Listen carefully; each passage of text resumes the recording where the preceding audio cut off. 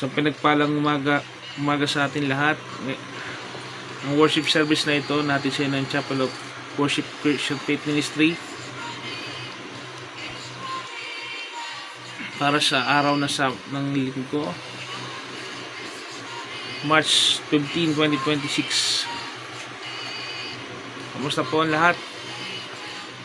Mga taga-subaybay natin sa ibang panig ng mundo through Facebook Live to our YouTube channel. Nawa po nasa mabuti kayong kalagayan. Pinupuri natin ang Panginoon sa anumang saan man tayo naroon, sa anumang dako tayo naroon. Ating panalangin ang nangyayari sa ibang bansa na nagkakaroon ng digmaan, nagkakaroon ng hindi magandang pangyayari sa kanilang mga lugar. Tayo makidalamhati sa kanila, iparamdam natin sa kanila ang pagmamahal natin sa pamamagitan ng ating pagsimpatya. Alam naman natin lahat na ang krisis na ito ay talagang darating at nasasaad na sa ating mga banal na kasulatan. Tayo mga Kristiyano, tayo mga mananampalataya, ay palaging magbantay at mag-ingat sapagkat nalalapit na ang pagdating ng ating Panginoong Hesus. Kinakamusta ko nga po pala ang mga kapatiran natin sa Chapel of Worship Christian Faith Ministry sa dako dyan sa Parkstone. So, kapatid na Tatay Jimmy, basta po kayo dyan sa Bacoor. Alam ko po na busy po kayo dyan sa Bacoor. Diyan po kayo naghahanap buhay. Sama niyo po ang pamilya niyo dyan. Hindi po ang naiwan niyo dyan sa Parkstone na pamilya niyo. Hindi po si Tatay June. Sensya na kayo at narito tayo ngayon sa online. Dahil nga po sa hindi makakadalo po ang ating kapatid na Jimmy. Ngayon din po ay nasa trabaho din po ako. Sa lukuyan nasa trabaho din po ako mamaya. Ating pong pagpapatuloy itong gawain ng Panginoon saan man tayo naroon, mapa-online man o physical man yan,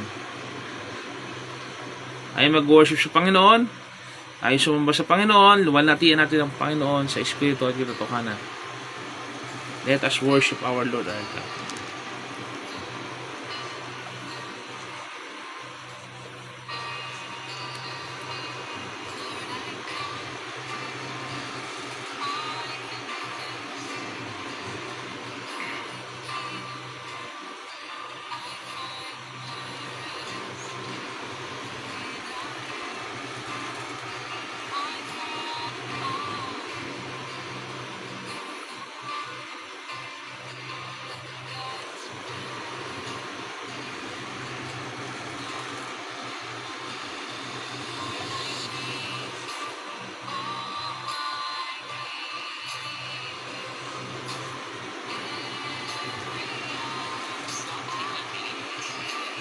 Awitan natin ang Panginoon nating Diyos.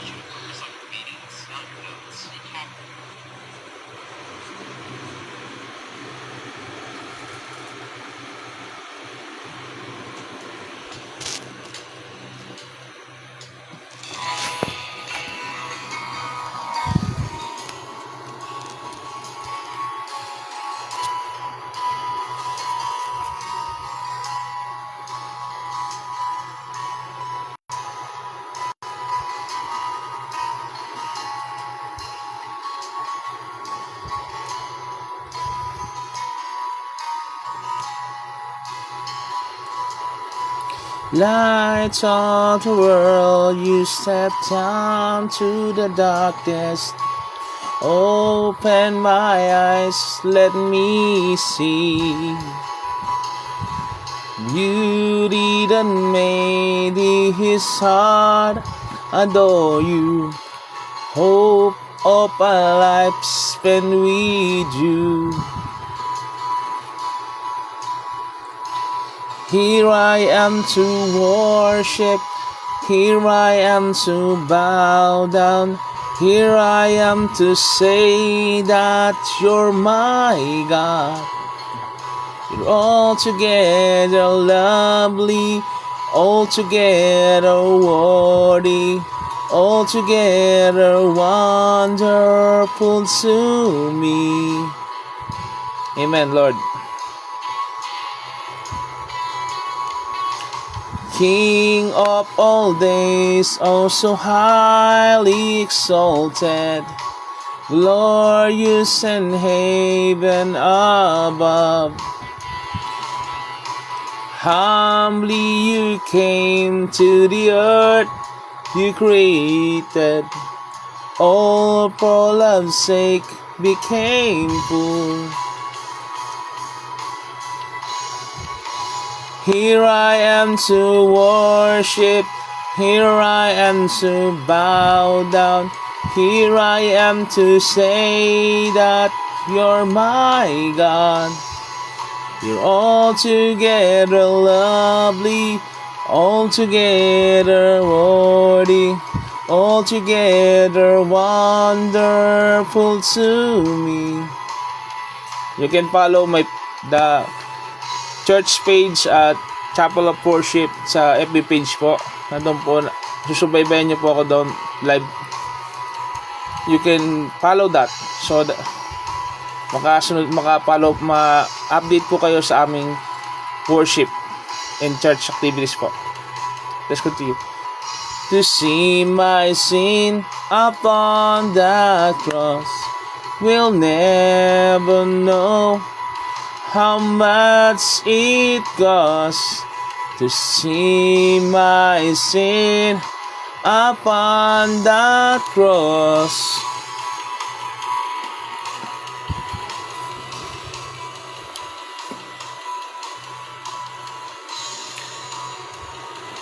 Upon that cross. Amen, Lord.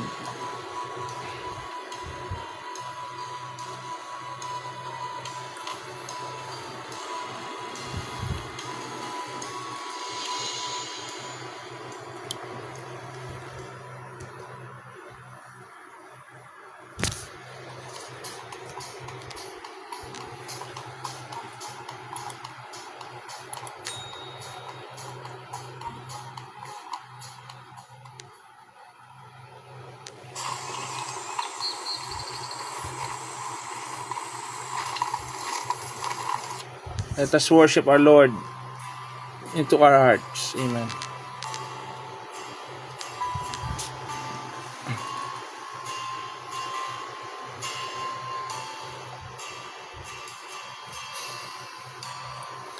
When the music fades and all I strips away, it simply comes. Long just to bring something that's of worth that will bless your heart. I bring you more than a song, for a song in itself, it's not what you have required. You search much deeper within, through the waiting supper. You're looking into my heart. I'm coming back to the heart of worship. It's all about you. It's all about you, Jesus. I'm sorry, Lord, for things I made, for it's all about you. It's all about you, Jesus.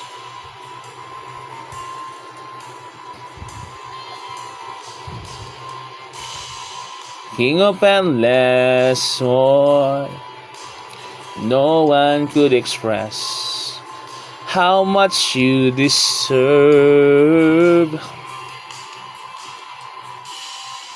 No one weak and poor, all I have is yours. Every single breath, hallelujah. I'll bring you more than a song, for a song in itself, it's not what you have required. You search much deeper reading through the way things appear. You're looking into my heart. I'm coming back to the heart of worship. It is all about you. It's all about you. Jesus, I'm sorry, Lord, for the things I made. It is all about you. It's all about you. Jesus, I'm coming back to the heart of worship. It's all about you. It's all about you. Jesus, I'm sorry, Lord, for the things I made it. When it's all about you, it's all about you, Jesus. Amen, Lord.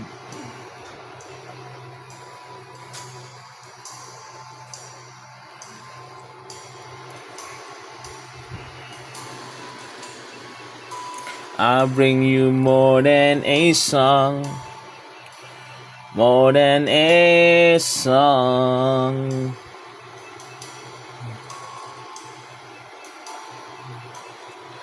I bring you more than a song, bring you more than a song.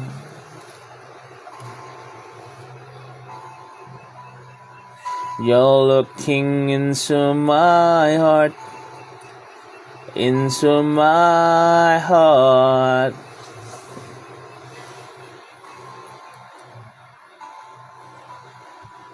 You're looking into my heart, into my heart.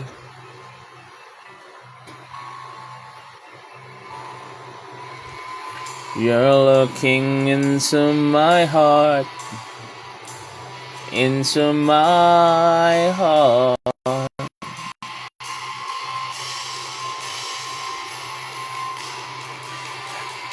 I'm coming back to heart of worship. It's all about you. It's all about you, Jesus. I'm sorry, Lord, for the things I made it. When it's all about you, it's all about you, Jesus. I'm coming back to the heart of worship. It's all about you. It's all about you, Jesus. I'm sorry, Lord, for the things I made. When it's all about you, it's all about you, Jesus.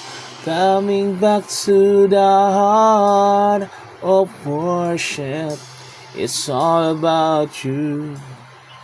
It's all about you, Jesus. I'm sorry, Lord, for the things we have made, but it's all about you,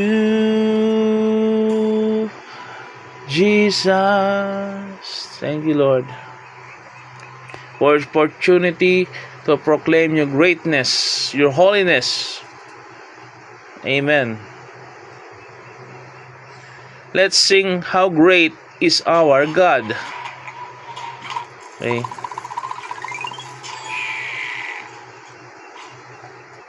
Let us proclaim His greatness, His holiness. Amen.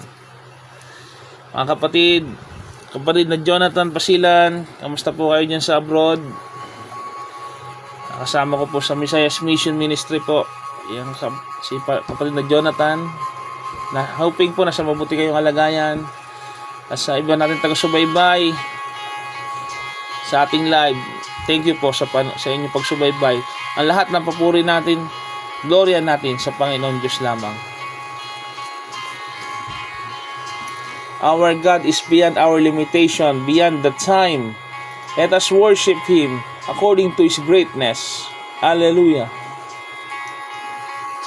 The splendor of a king, Lord in majesty, let all the earth rejoice, all the earth rejoice. He wraps himself in light, the darkness rise to hide, and trembles at his voice, trembles at his voice. How great is our God! Sing with me, how great is our God! And all will see how great is our God.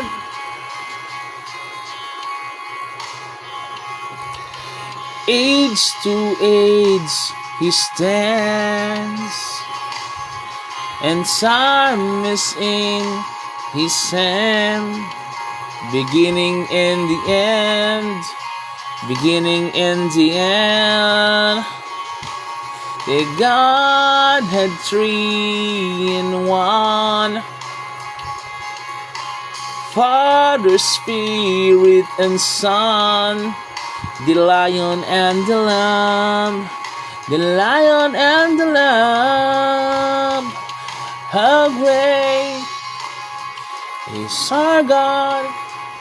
Sing with me, how great is our God! And all will see how great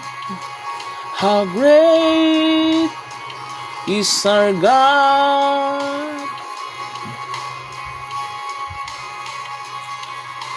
Name above all names, worthy of our praise. My heart will sing, how great is our God.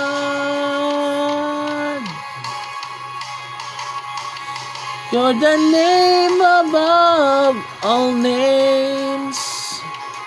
You are worthy of our praise, and my heart will sing, how great is our God.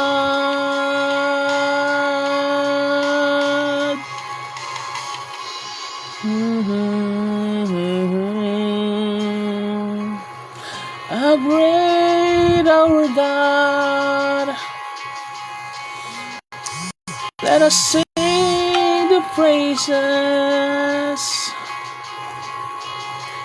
How great is our God. How great is our God. Sing with me, how great is our God. How great is our God.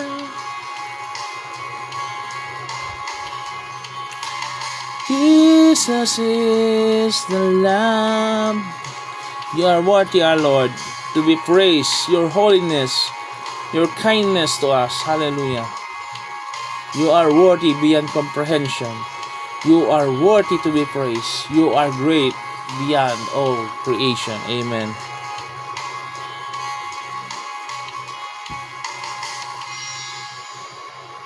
Amen, Lord. Salamat po sa mga sarhento, kasamahan natin sa PNP, nakasubaybay. Sergeant Punsalan, okay. Thank you po sa inyo. Thank you po sa team. sa PNP na nakasubaybay po. Patuloy nating purihin, sambahin ng Panginoon. Ang gaya na sinasabi sa MBK, God-oriented, service-oriented, saka family-oriented. Kailangan balanse po ang buhay natin sa paglilingkod natin sa ating kapwa, sa pamilya. Opo. Kaya hindi sa ating serbisyo. Let us worship our Lord, our God. Let us sing, Mighty to Save.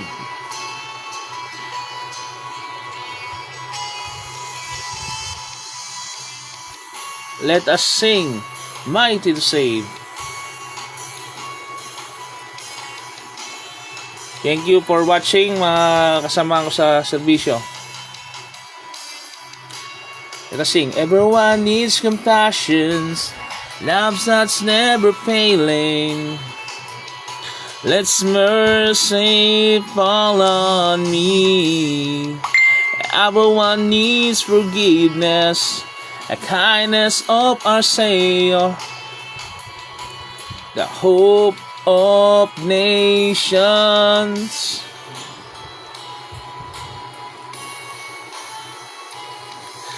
Savior, He can move the mountains. My God is mighty.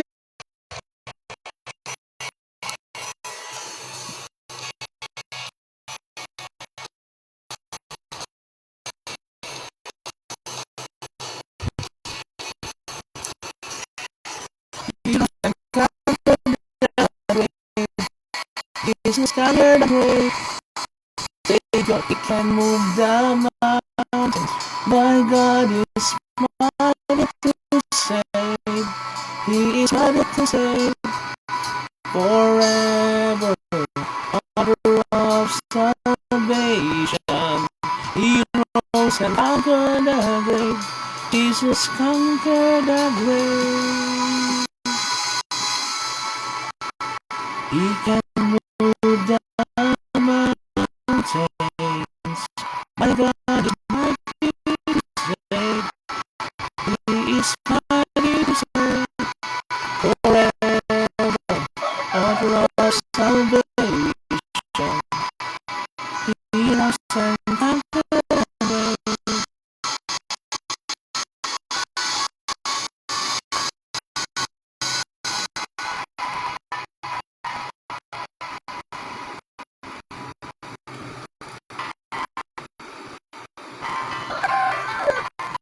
Hallelujah. Let us praise and worship above powers, above all kings, above all nature and all created things, above all wisdom and all the ways of man. You were before the world began. Above all kingdoms, above all thrones, above all wonders the world has ever known, above all wealth and treasures of the earth, there's no way to measure what you are.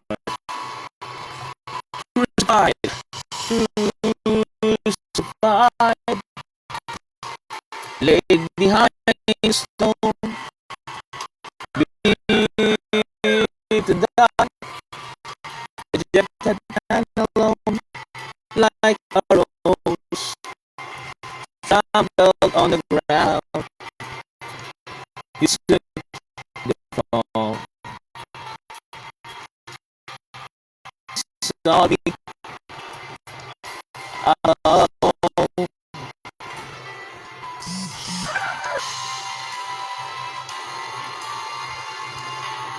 above all powers, above all kings, above all nature and all created things, above all wisdom and all the ways of man. You were here before the world began. Above all kingdoms, above all thrones, above all wonders the world has ever known, above all wealth and treasures of the earth, there's no way to measure what your word crucified, laid behind the stone. You live to die, rejected and alone, like a rose trampled on the ground. You took the fall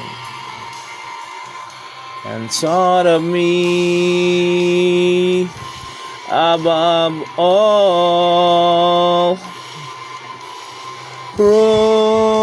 Crucified, laid behind the stone, you live to die, rejected and alone, like a rose that's trampled on the ground. You took the fall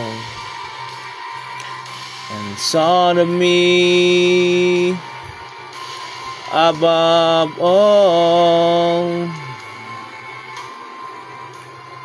Like a rose trampled on the ground, you took the fall and thought of me above all. Like a rose trampled on the ground, you took the fall and thought of me above all.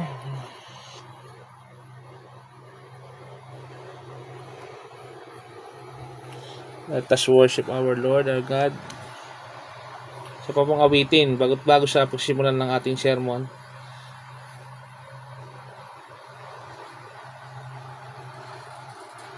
Monday.com is the best day I've worked, and here's why. Let me show you some of the mind-blowing things thousands of...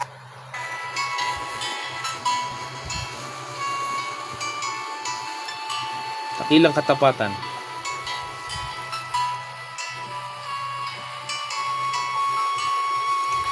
Sadyang kay buti ng ating Panginoon, magtatapat sa habang panahon, maging sa kabila ng aking pagkukulang, biyaya niya'y patuloy na laan.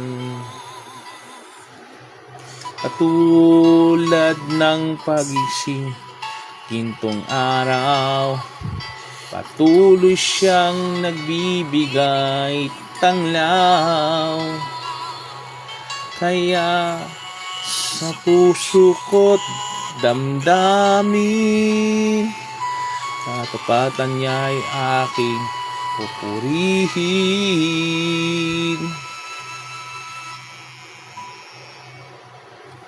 Dakila ka, O Diyos, tapat kang ang tunay, magmula pa sa ugat ng aming lahi.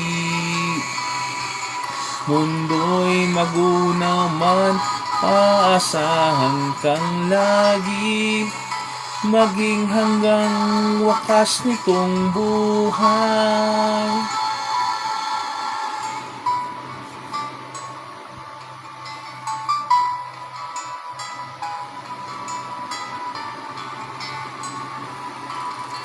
Kaya, O Diyos, ika'y aking pupurihin, sa mundo'y aking awitin. Hila iyong katapatan, pag-ibig mo walang hanggan. Dakila ka, O Diyos, tapat ka ngang tunay, magmula pa sa ugat ng aming lahi. Mundo'y magunaw man, aasahan kang lagi, maging hanggang wakas nitong buhay.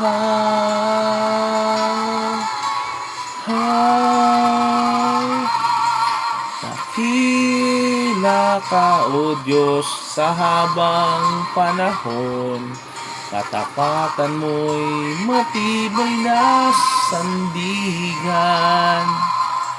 Sa bawat pighati, tagumpay man ay naroon, daluyan ng pag-asa, hinahon. Pag-ibig mo'y alay sa amin noon hanggang ngayon. Dakila ka, O Diyos.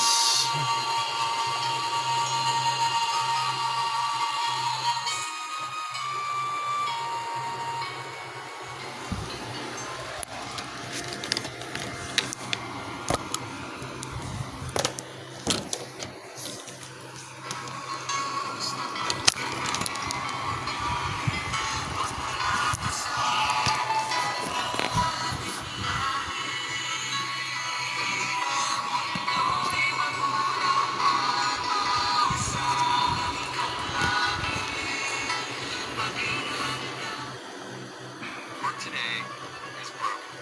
Every day, people juggle so many different tools just to get work done.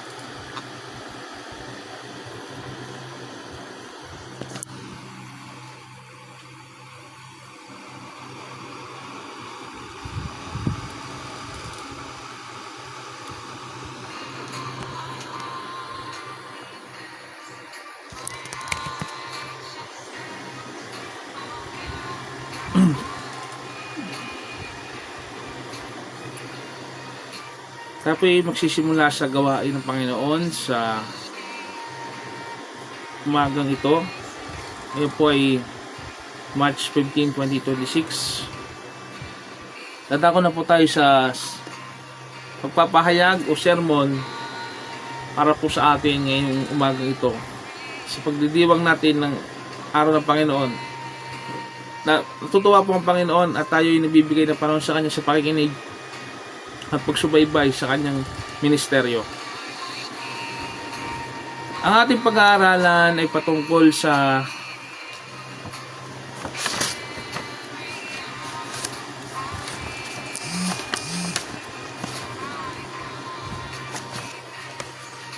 kay Barnabas. Barnabas o Son of Consolation. Sino po bang nakakilala sa atin kay Barnabas?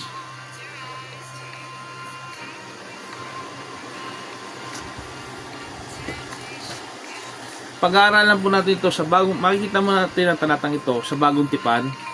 Basahin po natin ang aklat ng mga gawa, kabanatay 4, versikulo 36. Basahin natin sa Bagong Tipan.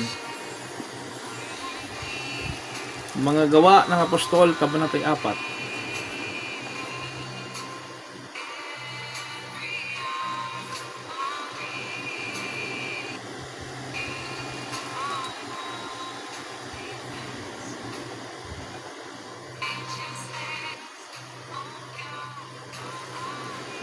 Kabanatay 4, versikulo ay 36.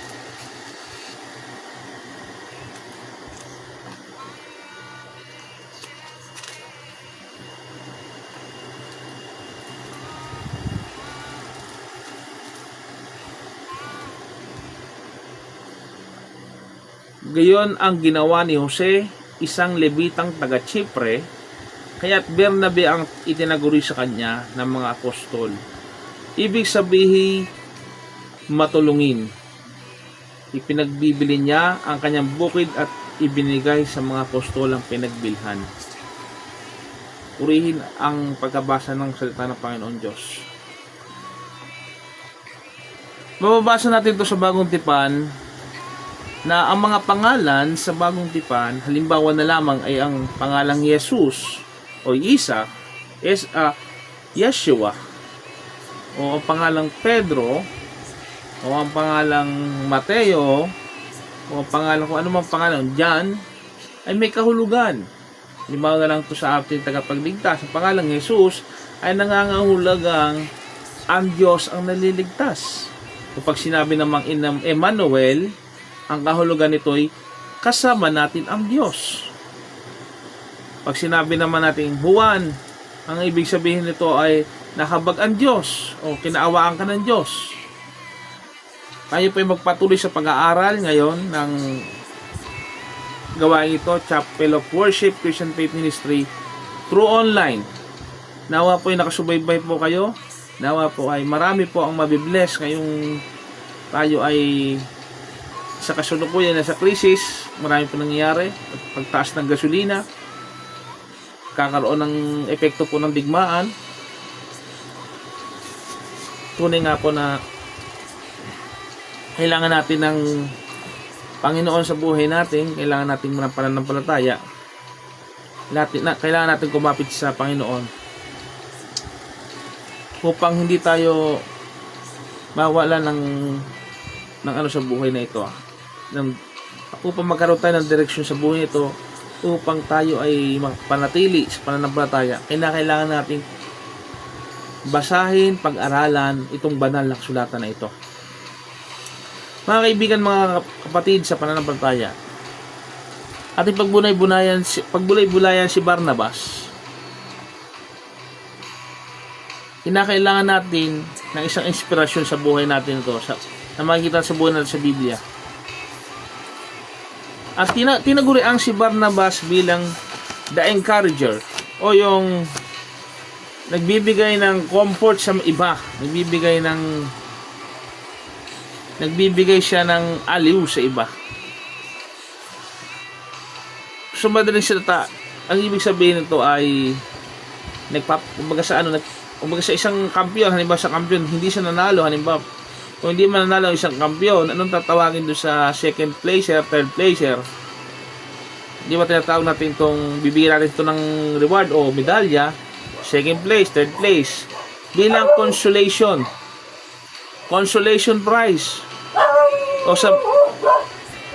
O sa isang nabigo, bibigyan natin ng, kung hindi niya man nakuha itong gift na ito o reward na ito, bibigyan na lamang natin siya ng isang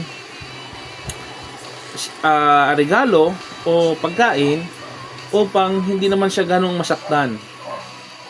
Kaya hindi naman sa mga nabibigo sa pang-araw-araw nating buhay, napakahalaga sa atin bawat isa ang matutong magbigay ng konsolasyon sa iba, magbibigay ng konsiderasyon sa iba. Mga kapatid, ang konsolasyon ito upang hindi sa dinadanas natin sa buhay na ito, hindi man sila nakaranas ng ginhawa o naranasan ng pagtatagumpay, may padama natin sa kanila na hindi pa tapos ang laban sa buhay na ito, na hindi pa tapos, at wag silang malulungkot dahil meron silang kasama sa buhay na ito. Ito nga tinatawag nating pagtulong natin sa mga nangangailangan o tinatawag nating pagdamay natin sa kanila sa oras na kailangan natin sila.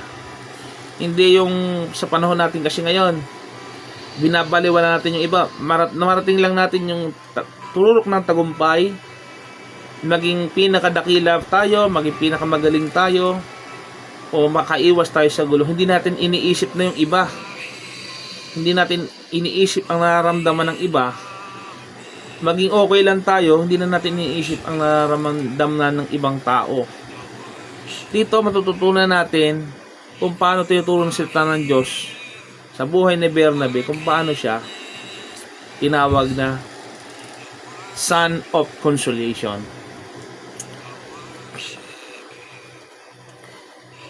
That was surname of Son of Consolation, encouragement. Yan nga. Son of, pag sinabi natin son of, the means in Greek of making nouns adjectives. Noong unang panahon kasi,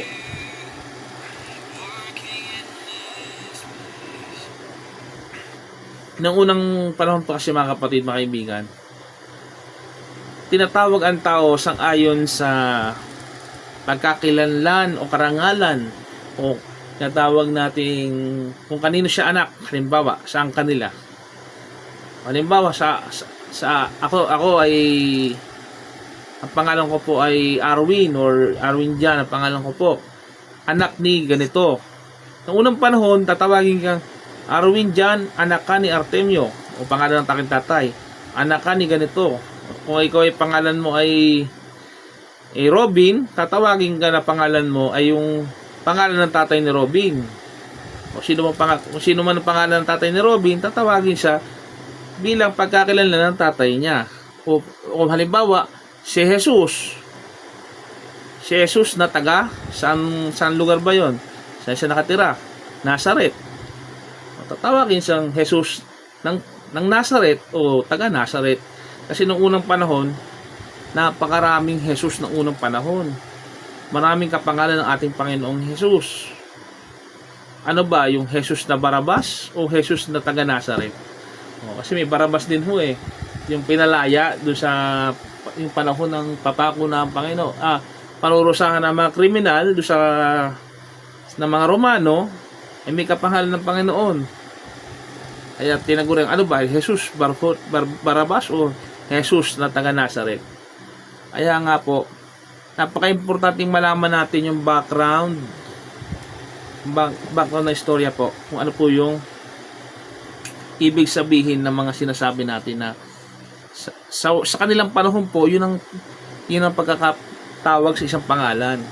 Hindi kagaya sa panahon ngayon, nakikilala ka na ngayon sa apelyido na ibinigay sa iyo ng iyong mga magulang. Halimbawa, Arwin Jan Lizardo. Kasi Lizardo po, yan po yung nakagisna kong pagkapanganak ko pa lang, yan na yung apelyido ng aking magulang na ipinasa lang sa akin. Pero alam naman natin sa bansang Pilipinas, tayo, yung mga wikang yan, mga apelyedong yan, ay pinili lamang ng mga ninuno natin noong unang panahon. Upang masabi lang na sila ay nasa kabihasnan o nasa kolonya ng mga Kastila. Kaya yan, hindi posible na may kaparehas kang apelyido, pero hindi mo naman talaga kaano-ano. Dahil nga yan ay kinuha lang ng mga ninuno nyo ng unang panahon. Maaaring magkaparehas ng pag kinuha ng unang panahon. Pinakamahalaga pa rin yung matitrace mo siya by magtatanong ka sa magulang mo, sa lolo mo, kung kaano-ano mo nga yung tao. Yan. Pero ang pag-uusapan namin, hindi naman tungkol sa mga bagay na yun, pang ibabaw na tungkol sa pangalan. Ang ibig sabihin natin dito yung reputasyon. Yung pangalan mo, anong kaakibat na reputasyon ng iyong pangalan. Sa pag-aaral po natin na ito, si Barnabas ay tinaguro ang Son of Consolation. Nangangahulugan po na si Barnabas ay nakatulong o naging inspirasyon sa iba habang kasama nila. Ating pong pag-aralan, Son of Encouragement. Encouragement. Natutuwa ba kayo pag nakaka-encourage kayo ng tao? Na sa halip na kasama mo, nang manghihina, sa halip na manlulupay pagkasama mo, pagkasama mo siya, nagiging malakas ka. Nagiging masigla yung tao. Sa halip na maging malungkot, nalulumbay, pag nakakasama mo yung tao, na-encourage. Kaya nga sinabi rin ho sa New Testament, sinabi rin sa Bagong Tipan na huwag niyong pabayaan ang pagkakatipon kagaya ng ginagawa ng ilan, sapagkat malapit na ang araw ng Panginoon. Sabihin, maging encouragement ka sa ibang kapatid sa pananampalataya. Marami po kasi iwawaksin nila itong pananampalatayang ito kay Kristo. Marami po kasi ang mangyayari po kasi nito, mga kapatid, kaibigan, pasama na tayo ng pasama. Itong henerasyon natin na ito, kung sa nakaraang henerasyon mas masama, ngayon ay sumama na, sa darating pang henerasyon, pasama po ko ng pasama. Bakit ko ba nabanggit yan? Dahil nasasaad na po sa banal na kasulatan na ang ating panahon ay magkakaroon ng taghirap. Maghihirap po ang panahon natin. Pero nyo, kaibat po ng taghirap na yan, siyempre kung wala nang makain ng mga tao, kung wala nang masusubok talaga dyan, kung talagang ganun pa rin ang ugali nila, kung naghihirap na nga sila magiging mabait pa rin sila. Kung despite ng pagsubok na yan, sa kabila ng magiging mabuting tao pa rin ba sila? O magiging masama na sila? Yan po masusubok. Sinabi nga ng Book of Revelation, ang mga banal o ang mabuti, magpakabanal pa. Yung masama, wala tayong magagawa, magpakasama pa sila. Nakalagay yun sa Book of Book of Revelation na talagang may mapapahamak at talagang may maliligtas. Kaya kung kayo may pagkakataon pa, sisi tayo sa ating mga kasalanan, piliin natin na maging sa panig tayo ng Panginoon, sa anghel ng Panginoon, sa Panginoon, sa Panginoong Diyos, upang sa pagdating ng paghahatol, madatnan tayo ng Panginoon na pinili natin siya. Kaya nga, okay magtaka kung bakit tayo inaaway tayo, maraming masamang tao nagigil sa atin. Ayun, dahil nga po yan sa espiritu ng masama. Dahil nga po yan sa ayaw nila sa kabutihan. At talagang ang mundong ito, talaga mas iibigin nila yung paggawa ng kasamaan kaysa kabutihan. Pero tayo mga Kristiyano, kung manatili tayo sa Panginoon, kung talagang sa katotohanan tayo, hindi tayo magiging ganoon, na magiging masamang tao. Sa halip, maninindigan po tayo sa kabutihan na kasama ng Panginoong Diyos.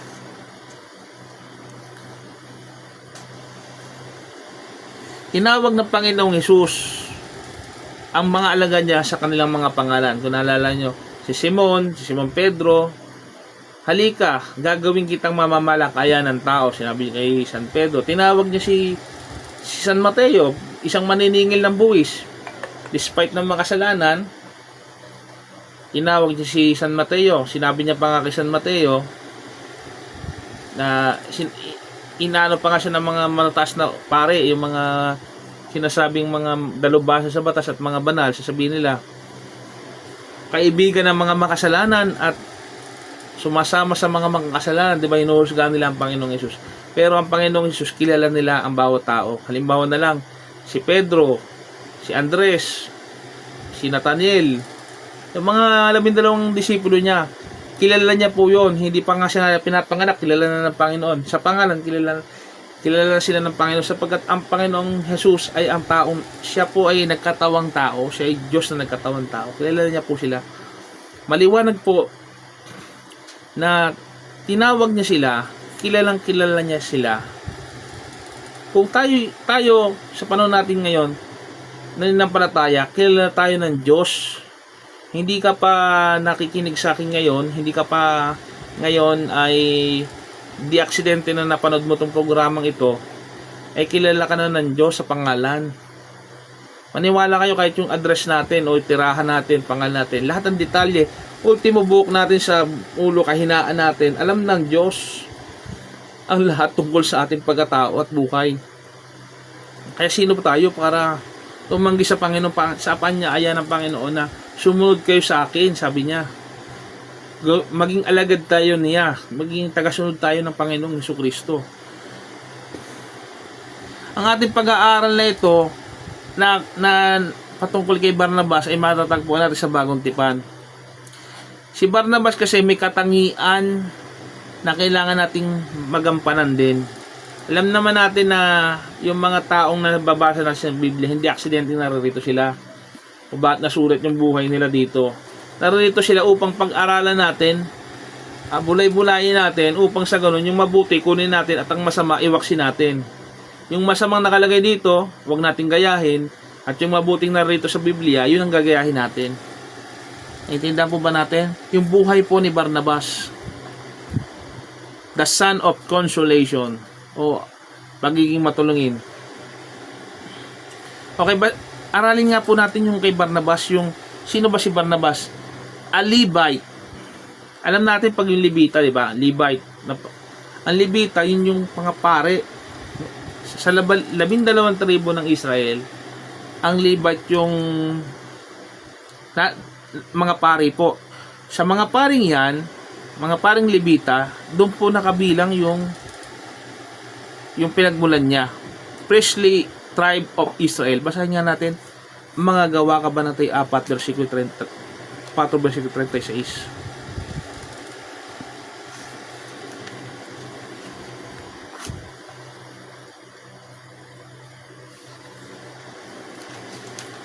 Gawa 4:36.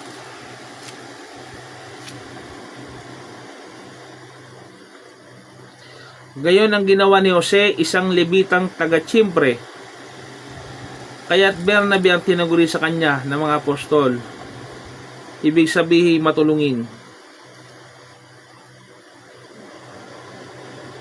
Nabasa naman po natin na yung pinagmulan sa Levite, a native of Cyprus, Acts 4:36. Taga-Chipre, o sa English, Cyprus. Yan po yung pinagmulan niya. Basahin natin yung 37. Ipinagbili niya ang kanyang bukid at ibinigay sa mga apostol ang pinagbilhan. Masasabi natin na si Barnabas ay isang may kayang tao, kasi ikaw ba naman yung may lupain, ikaw ba naman yung may bukid? O di ba? Ang ginawa, ang nakasulat po dito, ipinagbili niya ang kanyang bukid at ibinigay sa mga apostol. O, ginawang pondo yung lupa. Nung unang panahon, kung may lupa ka rin, syempre mayaman ka o may kaya ka, di ba po? Pag-aralan din natin yung buhay, yung ginawa ng sakripisyo ni Barnabas na yan, ng kapatid natin si Barnabas na yung unang panahon. Ibinigay niya yung sariling immaterial wealth niya, yung kayamanan niya, para sa mga apostol. Ikaw ba naman, kung wala kang pananampalatay, gagawin mo ba yun? Talagang sumasa kanya ang Panginoon, at talagang Christian nga ito si Barnabas, kasi yung gift of, yung pagpapalakas loob na sa kanya bilang isang mabuting tao at may banal na espiritu. Basahin nga natin yung mga Gawa Kabanatay 11, versikulo 24, 11 verse 24. Mga Gawa Kabanatay 11, versikulo 24. Mabuting tao si Bernabe, uspos ng Espiritu Santo at matibay ang pananampalataya, kaya marami siyang nadala sa Panginoon. Tingnan niyo po yung nakalagay sa banal na kasulatan, mga Kristiyano. Ito po nakalagay. Tingnan nga po natin. Mabuting tao si Bernabe. Buo sa pagiging mabuting tao, puspos pa ng Espiritu. Ayun, marami siyang naakay sa Panginoon. Ang pagiging mabuting tao at pagiging paspos ng banal na Espiritu ay isa sa mga susi upang tayo ay magkaroon ng encouragement sa ibang Kristiyano. Gayon din naman po upang may maakay pa tayo sa pananampalatayang ito sa Panginoong Hesus. Si Barnabas, kung ano yung ibinansag sa kanya bilang son of consolation, isinasagawa niya po yung pinangalan sa kanya. Bilang mabuting tagapag-aliw sa iba, bilang mabuting encourager sa iba, isinabuhay niya po yung pangalan sa kanya. Siya ay naging tagapagpalakas sa iba sa pamamagitan ng pagtulong sa iba. By providing a financial support, nagbibigay po siya financially, material wealth, nagbibigay po siya sa iba. Basahin po natin yung Acts 4:36 to 37. Malinaw po yon. Acts 4. Ayun, katulad ng sa anumang gawain ng Panginoon, napakalaking tulong po talaga kapag yung nalalaman natin na may nagsusuporta sa gawain, hindi lamang po sa financial, kasama doon yung moral, kasama na din po yung panalangin nyo. Malaking bagay po yon na may naniniwala sa gawain ng Panginoon, may sumusuporta sa gawain ng Panginoon. Napakalaking tulong po ito at nakikita po ng Panginoon yan, yung mga ginagawa po natin yan. Acts 4 verse 36 to 37. Gayon ang ginawa ni Jose, isang Levitang taga-Chipre, kaya't Bernabe ang tinaguri sa kanya ng mga apostol. Ibig sabihin, matulungin. ipinagbibili niya ang kanyang bukid at ibinibigay sa mga apostol ang pinagbilhan. Isa pong mapagbigay na tao itong si Bernabe po. Was an encouragement by providing recommendation for Saul. Siya ay nagbibigay ng pagpapalakas sa iba, encouragement, sa pamamagitan ng pagre-rekomendasyon. Halimbawa, binibuild up mo ako. O yan. Sa mga kasama natin sa trabaho, kung binibuild up mo ako hepe o sa halip na bigyan mo ko ng masamang ang ginagawa mo, tinutulungan mo ako maging good name sa mataas sa atin. Sa halip na yung kabaligtaran, alam niyo po yung paninira, yon, masamang bagay po yon. Pero kung ginagawa natin yung encouragement, sa halip na paninira ay ibinibuild up po natin, kasi yung paninira lason po yan yan po yung sumisira sa kapwa-tao natin na sip-sip kasi siraan mo yung iba. Ang maganda po dyan yung maging encouragement ka sa iba, sa halip na gagawin mo yung paninira sa iba, pagchichismis mo sa iba, ang gawin natin sa ating mga bibig ay yung i-build up natin yung tao. Ayan, masipag yung taong yan, ayan yung taong yan, mapagkatitiwalaan yan. Kung totoo naman mapagkatiwalaan, ba't ayaw yung sabihin? Kung totoo namang masipag yung tao, ba't ayaw yung sabihin sa hindi yung sasabihin natin yung paninira sa tao? Ito, mababasa natin dito na laging sa church, ganun din po. Sa na puro kasi paninira sa ibang relihiyon, ibang denominasyon, o ibang preacher, pati pastor, sisiraan. Ang gawin po natin, i-build up po natin ang bawat isa upang ma-encourage.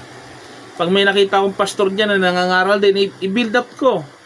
Si pastor, magpatuloy ka sa pagpapastor mo at talagang maglingkod ka sa Panginoon. Sa halip na, mas magaling ako sa iyo kaysa sa iyo. Hindi po encouragement yon. Kinakaaway mo yung salita ng Panginoon na maging encouragement ka sa iba. Ito, mag-recommend tayo ng, halimbawa, sa naghahanap ng trabaho. Di ba may trabaho itong isa na nangangailangan? I-build up natin itong talagang mapagkakatiwalaan tao upang makahanap ng trabaho naman. Upang magkaroon siya ng encouragement po. Hindi lang po sa pananampalataya, sa iba't ibang aspeto ng ating buhay, may i-apply po natin ito. Basahin natin yung Acts chapter 9 verse 26 to 27.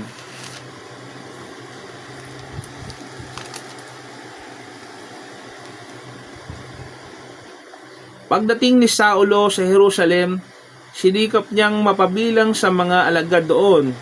Ngunit ang mga ito'y takot sa kanya at hindi makapaniwalang isa siyang alagad. Verse 27. Subalit sinama siya ni Bernabe sa mga apostol, isinalaysay niya sa kanila kung paano napakita ang Panginoon kay Saulo at nakipag-usap dito nang ito'y nasa daan. Sinabi rin niyang si Saulo'y buong tapang na nangangaral sa Damasco sa pangalan ni Jesus. Tingnan niya po, despite sa na ginawa ng Apostol San Pablo noon na pangalan ni Saulo, ay si Bernabe sa tulong ng Banal na Espiritu ay ibinild up pa sa ibang mananampalataya na hindi nagtitiwala kay Saulo. Kasi nga po mamamatay Kristiyano to si Saulo, si Pablo. Nung una, dahil sa kanyang pananampalataya sa reliyong Judaismo. Pero tinawag nga ng Panginoon to si Saulo, si Pablo, tinawag na ng Panginoon at nagbago na. Despite nun, nangaral si Pablo ng buong katapangan. Alam naman natin noong unang panahon, pag nangangaral ka gaya nito, o pinoproclaim mo, ang Panginoong Yesus noong unang panahon, papatayin ka. Pero sa panahon ngayon, malaya po tayo, sinasamantala po natin. At praise the Lord, talagang malaya tayo sa pangangaral dahil nasa bansa po na tayo na malaya po. Ipagpatuloy po natin. Acts 11:25-26. Mga gawa, 11 verse 25-26. Nagpunta si Bernabe sa Tarso upang hanapin si Saulo, at nang kanya'y natagpuan ay sinama sa Antigua, isang taong singkad.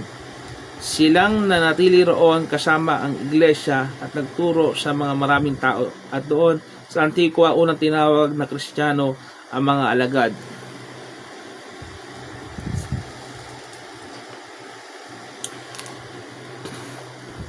nakita natin doon yung mga Kristiyano noong unang panahon, yung mga katangian nila kung paano sila nagkakapagbigay ng encouragement sa iba. Verse 23, it was exhorting brethren and Antioch. 11:23.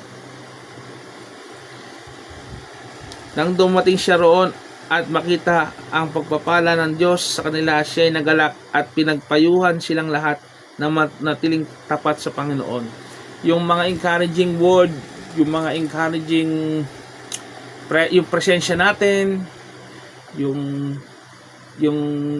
pagiging mabuti natin sa iba, yung pagiging mabuting tao natin sa iba, yan po ay encouragement. Kaya piliin natin maging mabuting tao sa iba sa halip na maging toxic tayo, maging kalaban tayo ng iba. Piliin natin maging bida tayo sa ibang tao, lalong-lalo na sa kapatiran natin sa sambahan. Sana sa loob ng sambahan, sa loob ng iglesia ng Panginoon Diyos, walang makita sa iguro sa ating kontrabida. O dapat tayong lahat ay magkakampi dahil tayo yung lahat ay tinawag ng Panginoong Diyos. Ngayon din po sa iba na hindi pa sumasampalataya sa Panginoon, nawa madiskubre nyo po itong kapatirang Kristyano. Narito po yung pag-asa natin sa buhay na ito at sa buhay na walang hanggan.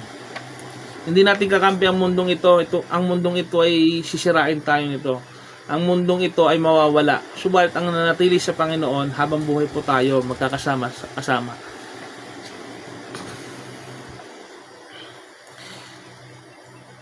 Mababasa naman natin sa Acts chapter 14 verse 12. Kung mga gawa 14 versikulo 12, tinawag nilang Zeus si Bernabe at Hermes naman si Pablo sapagkat siya ang tagapagsalita. Ayun.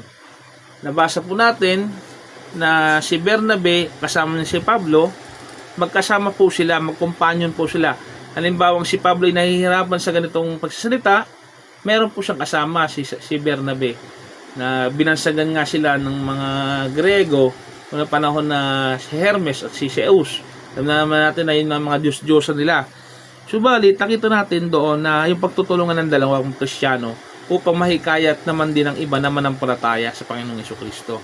Nagtutulungan po dapat ang mga Kristiyano, hindi nagsisiraan, kung tunay nga kayong Kristiyano at Kristiyano din ako, dapat tayo ay nagtutulungan sa halip na nag-iinggitan, sa halip na naghahanap ng mali sa iba. Huwag tayong maging kagaya ng Pariseo na naghahanap ng kamalian lamang. Tingnan natin na may pag-ibig ang bawat isa upang kung may maitutulong tayo, gawin po natin. Pagpatuloy po natin.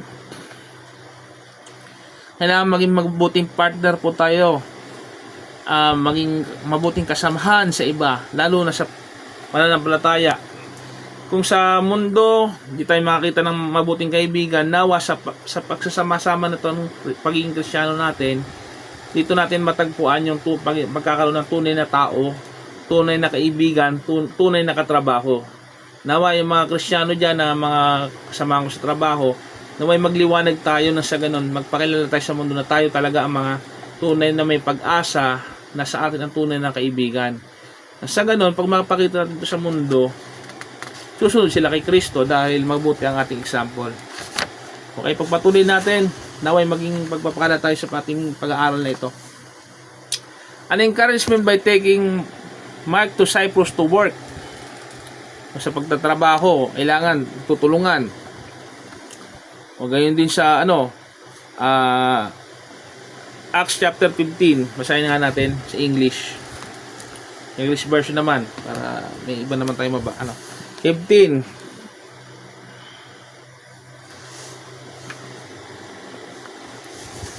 Acts of Apostles chapter 15, 36 to 39.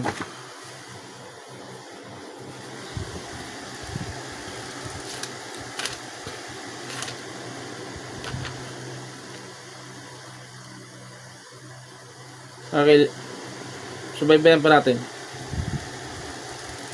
And some days after Paul said unto Barnabas, let us go again and visit our brethren in every city where we have preached the word of the Lord, and see how they do. And Barnabas determined to take with them John, whose surname was Mark. But Paul thought good to take him with them, who departed from them from Pamphylia, and went not with them to the work. And the contention was so sharp between them that they departed asunder one from one another, and so Barnabas took Mark and sailed unto Cyprus. Oh, yan po yung sa English po. Sayan po natin sa Tagalog. Magawa ng apostol.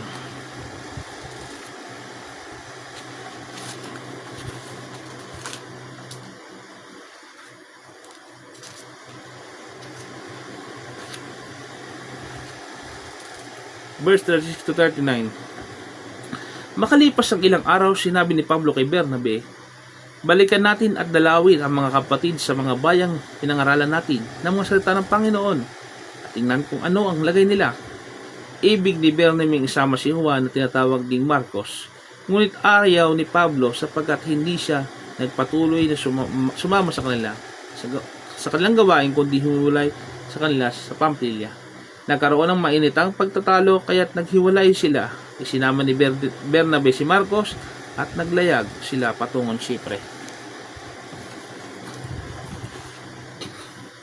Nakita natin doon na yung pagsama nila sa nakaka-encouragement yon. Yung halimbawa, may gawain tayo sa ministry.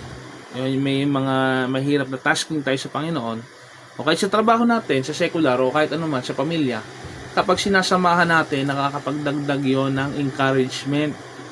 Kung ating buong pusong sasamahan, siyempre, yung presence natin dapat nandoon din. Hindi yung sinamahan nga natin, pero napipilitan o ayaw talaga. Maganda yung encouragement na genuine.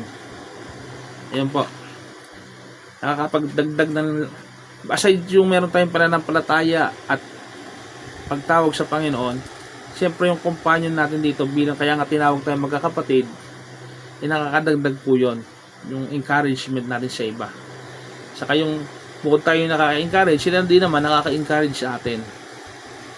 God would have us to be tinawag tayo para maging encourager sa iba. Nagbibigay tayo ng encouragement. Gaya nga po ni Bernabe o Barnabas, yan po.